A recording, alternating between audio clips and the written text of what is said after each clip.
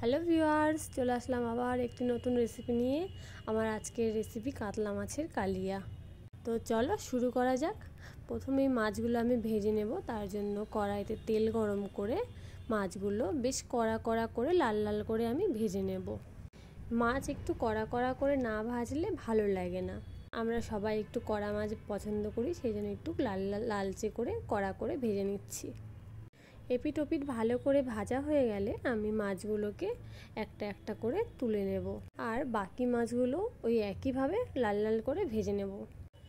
এরপর সব মাছ ভাজা হয়ে গেলে কড়াইতে গোটা গরম মশলা, শুকনো লঙ্কা, জিরে ফোড়ন দিয়ে তার মধ্যে দিয়ে দেব কুচনো পেঁয়াজ। একটা বড় সাইজের পেঁয়াজ আমি কেটে নিয়েছি।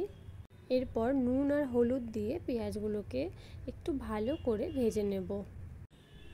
পেঁয়াজটা হালকা ভাজা হয়ে গেলে পেঁয়াজ ভাজার মধ্যেই আমি দিয়ে দেব 1 চামচ কাশ্মীরি লঙ্কার গুঁড়ো। এই সময় কাশ্মীরি লঙ্কার গুঁড়োটা দিলাম তার কারণ কালারটা খুব ভালো আসবে। দিয়ে দিলাম একটা বড় সাইজের কুচনো টমেটো।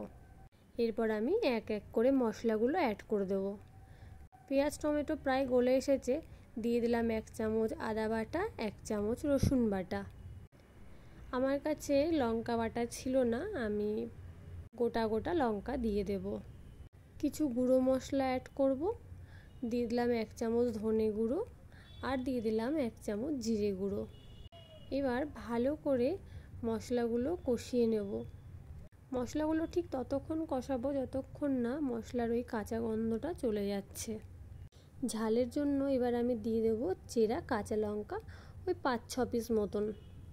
যার যেমন ঝাল পছন্দ সে সেই অনুপাতে লঙ্কা কমিয়ে বাড়িয়ে নিতে পারো। মশলা দিয়ে আমার একদম কাঁচা গন্ধ চলে গেছে।